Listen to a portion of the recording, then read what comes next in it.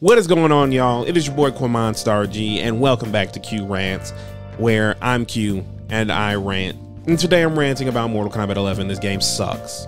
This game sucks, and it was a disappointment. And I'm so glad I'm able to say it now, because after putting up with this BS for an entire 2 years, basically, really less than that, I just want to tear this video game to shreds, and I'm going to do that.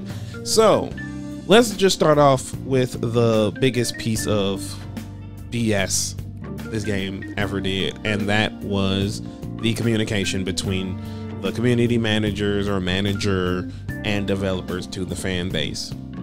When I tell you that it is a peak Warner Brothers bullshit of not treating your fans with respect, I mean it, because this game had so many people going up for it at the beginning, so many people excited for it to come out, so many people that was waiting on bated breath on what character would return and what would the moves look like and how brutal the fatalities would be, and etc, etc, etc, etc. And basically they got just the barest minimums of all of those regards. Now, NetherRealm was good at bringing in WWE superstars, you know, DJs you never heard of, and Ronda Rousey into the mix and making sure they had a prominent spotlight, and you know, you heard what they had to say and think about the game. But when it came to your regular, not even regular, but your core NRS content creators, they barely got a damn drop. Barely. And these are the people who carried the torch from MK9, MKX, Injustice 1, Injustice 2. These are the people who basically beat the drum on why NRS was on the rise and why NetherRealm Studio deserved your respect and why they needed to be applauded when they did things right, and they didn't give them the same respect back, which, considering again, NRS is a WB property, they own it, that level of toxicity that they give to the fan base is not unexpected. And I know you're gonna have people out there who sit here and say, well, you know, Ed Boon, he always trolls, but it's always a tease for something amazing. And you know, these guys, they have bosses, you can't blame them, it's something that's out of their hands. Where's the proof? Where's the proof? Where's the proof that that's the case? Where is the proof that this entire 2-year span wasn't a waste, or that the developers were pigeonholed or held back by WB management over their heads and said they couldn't do these things? Where's the proof? Because I hate to break it to y'all, but just saying that someone is out there stopping someone from doing something and there is no proof, not a little proof or proof, but I have to reconsider it and look at it from a different light. No, I mean zero. And not even your regular zero, but the zero with the slash in it that literally means nothing. There is nothing there. That is what is being dealt with. That is what's being felt. That is what's happened. Straight up. And it's atrocious. It's abhorrent. And their justification for that lack of communication is because the pandemic. The pandemic stopped a lot of our plans. The pandemic stopped what we wanted to do. No, the pandemic didn't do shit. Stop lying. And I say that, and I'm being harsh about it, because when you look at Capcom, when you look at Bandai Namco, when you look at Arc System Works, NetherRealm Studios, fighting game contemporaries, who every single one of them have a fighting game out that has been supported since the beginning of the pandemic, they have all put out substantial updates or are continuing to put out substantial updates to the fighting games they have produced, being Street Fighter V, Tekken 7, Dragon Ball Fighters, and now more recently Guilty Gear Strive. And I forgot Grand Blue, but they as well are still receiving updates. Not to mention the upcoming King of Fighters 15, which is again another fighting game being developed during the pandemic. Oh, and I almost forgot Super Smash Brothers, who literally about 80% of their DLC was produced during the at the peak of the pandemic. So what's the excuse? What's the excuse for you, NRS, an American-based fighting game developer who don't have the same rigid restrictions that all of those Japanese fighting game developers I just named have to experience? What's your excuse? Oh, you know, you guys didn't have the time. But Ed Boon said in numerous interviews that MK11 would be the longest supporting NRS video game to date. For those who don't know what that means, all of the previous 4 NetherRealm Studios developed video games have about a year and a half of development post-launch. So that means when the game comes out, they'll add new characters, costumes, or whatever for about what adds up to a year and a half, and then they drop it completely and move on to the next one. And they said that this would be different. They said that they would continue it longer than any other game. They said that they're going to have so much content after launch that it would make people's heads spin. That one's a paraphrase, not a direct quote. And they lied. They lied. They lied. Look, just calling a spade, they lied. That was not the case. By the end of the first year of the game's development, it was the typical NetherRealm output, if not a little bit worse, because it took them longer than usual to announce their first DLC pack for it to be completely completed. And then for the entire calendar year 2020, basically nothing. Basically no consistent voice to the fandom, nothing from their community manager, unless it was about the last 2 DLC characters to come out and they did their combat cast and they looked damn miserable because EVO, the Evolution Fighting Game Tournament, told them to kick bricks and get out of Dodge because we didn't want to play your boring game. We had it there last year. Everybody fell asleep watching it. It was not compelling to watch. What were you thinking, NetherRealm? And then they screwed the pooch because it's not like their single player content was any better. It was a damn near mobile game-esque tedious grind that pissed everyone off, and no one could get exactly what they wanted to get without wasting hours of their life doing shit they didn't want to do. You compare that to their last Mortal Kombat game, where you had the option to just buy everything in the crypt and just have everything, and then you can just focus on playing the game. You know, the thing you buy a video game to do, play it. Or how they took their story mode and then turned it into a garbage story mode with the one thing people have been asking from them for years, and then when they finally implement it, it's bad. And it hurts their canon that so many people love and enjoy. All the while telling you that your particular part of the fan base doesn't matter.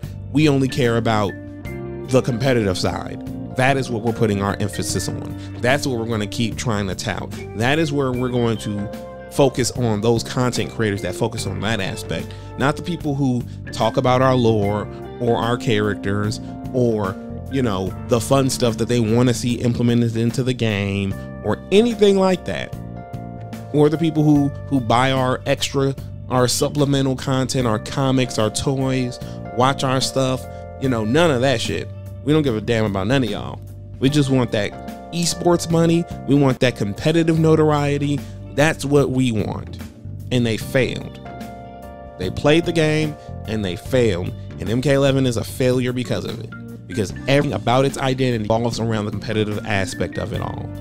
Even down to their amazingly touted variation system where you can pick special moves and give it to a character. Even that's pigeonholed by competitive restrictions, thoroughly strangling any sort of creativity the game could have given you.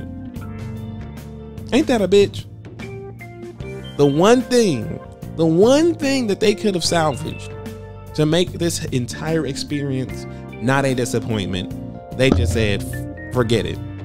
We're going to let you use it in ranked, but we're still going to handcuff you because there are going to be certain moves you just can't use because we think that's a little bit too Wild West. And by a little bit too Wild West, we're saying you can't use Sub-Zero's iconic ground freeze because that might make him a little bit too good and we're too lazy to balance the game. So that's not the case.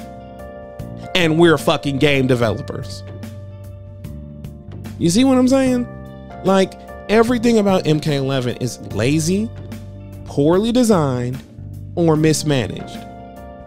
Everything. There's nothing about MK11 that screams, oh, creative freedom was implemented here, or this was such an amazing thing that they did. What, the rollback netcode? Because I know a lot of people put a lot of stock in rollback netcode now. Rollback netcode this, rollback netcode that. It's amazing. Don't get me wrong. But if we're using that as a litmus for a video game success and nothing else, then we've reached a problem. We've reached a problem. Because yes, while I 100% agree that fighting games should have rollback netcode because of the length of the pandemic specifically, and how that has emphasized the need to play against other people, I'm not going to use that as a sole metric of success or not.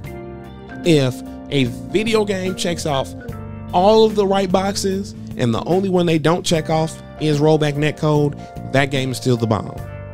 And in my opinion, too many people are looking at it in the opposite, and that's why MK11 has received so many passes that it has, and or has not had the focus on the things they've done wrong because of minuscule things like rollback netcode, or this is an American-made fighting game, so they should get respect, or my personal favorite, they work hard on the game. No, just because you show up to work and do the bare minimum doesn't mean you're working hard. That just means you're working. And considering that we have different versions, not even different versions, but we have a better field of view of the contemporaries, it's easier to compare not just the level of output, but the quality of output. Street Fighter V was atrocious when it came out. 5 years later, it's a completely different game that still is not done making changes. Tekken 7, again, not a bad game when it launched, but it was a very bare bones game that has consistently upped its content and quality over 6 years. Dragon Ball FighterZ more or less could have been done at its second season 2 years ago. 2021, as I'm sitting here talking, has a major balance update that's due at the end of this month, if not the beginning of next month. And it may even have more DLC characters depending on what the next Dragon Ball movie actually is going to be. Let that sink in. All of these games I just mentioned, and again, not even bringing up Guilty Gear Strive that just came out, that's going to have a lot of content later on. Not even going to bring up King of Fighters 15 or Grand Blue, all of which will also have a lot of content. Not even going to bring up Smash Brothers, who've been pushing out content during the pandemic just like everyone else, and has their last DLC character due at the end of the year. And all of those developers are based in Japan, and they have much more rigid and strict COVID guidelines because of certain institutional things, and they were all able to accomplish those things, and none of those things were poorly developed or underutilized. But NRS in America, specifically in a city that had pretty good COVID pandemic protocols to make sure everything ran smoothly as far as businesses went, they couldn't do that. They were too lazy. So I'm gonna throw that word out there. They were too lazy to do that. They were. They didn't communicate with anybody in 2020 except for Aftermath and Combat Pack 2, and that was once for each of those. Nothing more after that. They talked. You couldn't get them to shut up about their damn Injustice 2 mobile game. Now those, they were just talking out. They were just chirping it up, giving their community that no one even really gets down with like that anymore. They couldn't stop chirping about that. Said you can beat up Poison Ivy, one of the most marquee bisexual characters during Pride Month. So they were very good at letting you know you could do that. But the state of their big AAA console release, zip, nothing, nada. Folks are constantly trying to get word with them, nothing. Even better point, when certain members of the MK fan base were becoming extremely toxic about Melina's quote-unquote exclusion from MK11 that ran rampant for months, if not a year. And NetherRealm kept poking the bear, letting developers get harassed, almost doxxed, all of those things. Rather than just clocking them and saying we don't stand with that, they allowed it to happen and then reveal she was in the game. More or less, with no communication, making it seem like those individuals were rewarded. Now, I'm not saying that all Melina fans were like that, because they are not and were not. But the optics of it were so bad. It just, how can you be so tone deaf? How can you be so disengaged from your community? And that is why, and I typically don't do this, but I have to say, there has to be a complete restructuring of NRS from top to bottom.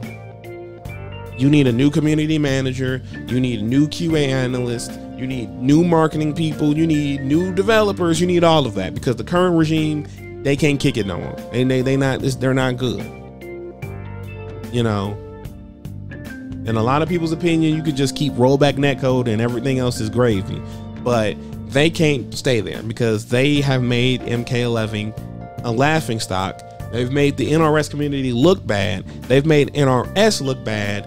And I don't have any more respect for them anymore. For myself, I can't respect NRS. And I can't, within good conscience, go back to playing MK11.